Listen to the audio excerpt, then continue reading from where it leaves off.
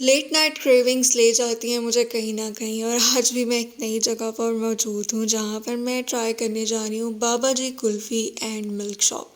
मुझे बड़े दिनों से फ़ालूदा खाने की क्रेविंग हो रही थी, तो मैंने सोचा कि चलो वॉक करते हैं और चलते हैं यहाँ पे। ये मौजूद है टाउनशिप मार्केट में, बरकत चौक के पास। तो मैंने यहाँ पे लगवाया जी फ़ालूदा और इसकी मैंने स्मॉल वाली प्लेट लगवाई।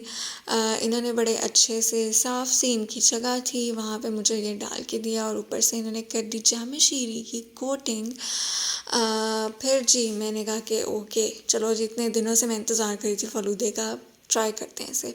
सो ये काफ़ी टेम्पटेटिंग लग रहा था मुझे, लेकिन मुझसे ये बहुत कम खाया गया। मुझसे ये खाया ही नहीं जा रहा था, लाइक हाफ़ प्लेट, वो भी काफ़ी ज़्यादा थी क्वांटिटी में। तो अगर आप भी मेरी तरह कम खाते हैं और फ़ालूदा खाने के शौकीन हैं तो हाफ़ प्लेट लेते हुए भी अपने साथ किसी दूसरे को लेकर जाएं ताकि आपको मेरी तरह फ़ालूदा खाने में और उसको शेयर करने में मुश्किल ना हो। वीडियो कैसी लगी मुझे ज़रूर बताइए।